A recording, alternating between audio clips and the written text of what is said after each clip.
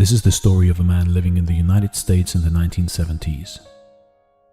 He desperately wants to become an actor, but things aren't going his way. He is dead broke, can't pay his bills, and he's got quarrels with his wife all the time because he doesn't want to take on a normal job. He knows that once he starts earning a regular wage, he will slowly but surely forget his dream of becoming an actor and just live his life like an ordinary Joe. He hates that idea, and he would rather live on the streets than become, like everyone else, a wage slave. In a last attempt to get luck on his side, he decides to take his dog and best friend Butkus and take a train ride to Los Angeles to try and breathe life into his acting career. Because after all, that is where all the great Hollywood studios are, and it makes sense to him because he could audition for several roles in a day without needing a car. As it is, he can't afford one. But California doesn't really seem to change his destiny, and still studios reject him daily and don't want him as an actor. To be fair, what makes it twice as hard for him is the fact that the lower left part of his chin is paralyzed, which gives him kind of a slurring speech, and that sounds unique to say the least. He is desperately running out of money and spends his afternoons in the library because it is warm inside, and surrounded by all these books, he decides to write screenplays and goes into a frenzy of writing play after play after play and offering them to the studios. But again, he gets rejected all the time. In fact, he gets rejected over 1,000 times. Not able to afford food for his dog any longer, he goes down to the liquor store and sells him for $25 to a stranger. That is the lowest point he has ever faced in life, and he feels devastated. He can't believe what he just done, and he goes to a nearby bar to drown his sorrows with the last money he's got. While drinking his whiskey, he notices a boxing match that is showing on TV. It is Muhammad Ali against the underdog Chuck Wepner.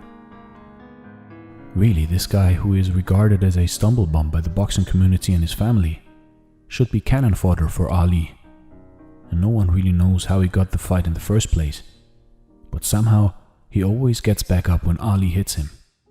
He even manages to send Ali to the canvas once and fights his heart out for the entire 15 rounds without Ali knocking him out.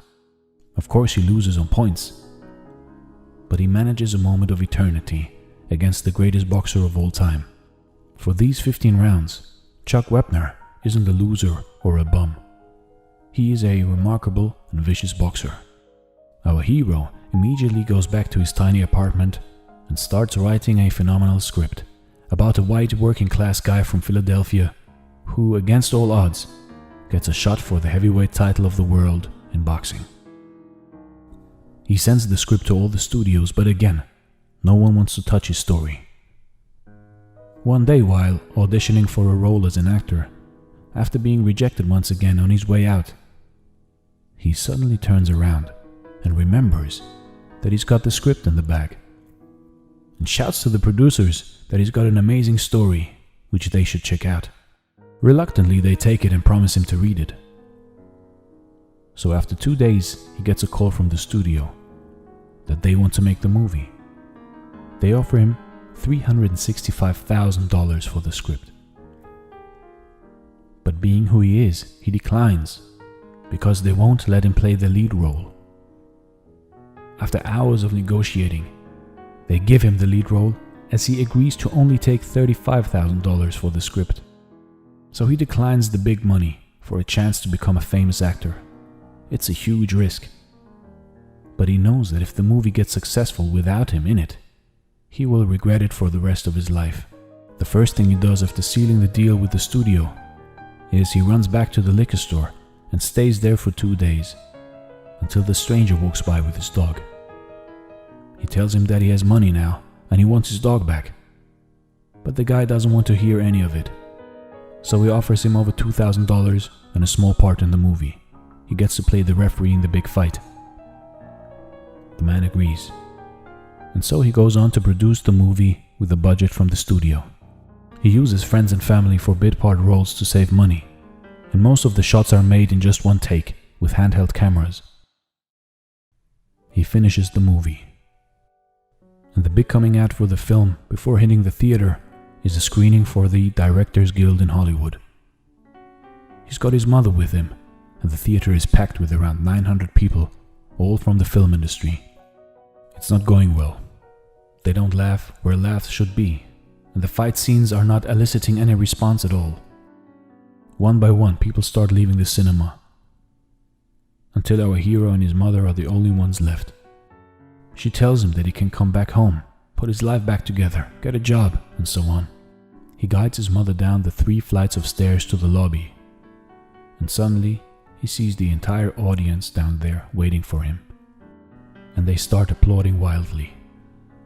Sylvester Stallone starts crying. Tears of joy, and all the hard work suddenly pays off. Rocky goes on to receive 9 Oscar nominations, 3 wins, including Best Picture. The movie that was made for less than $1 million with handheld cameras brought in over $200 million worldwide. Now think about that. And that, ladies and gentlemen, is the story of how Sylvester Stallone became famous. So whatever hardship you face in life, and whenever you feel like giving up, don't. Because you never lose as long as you don't give up. Thanks for watching, and stay blessed. By the way, that's Butkus.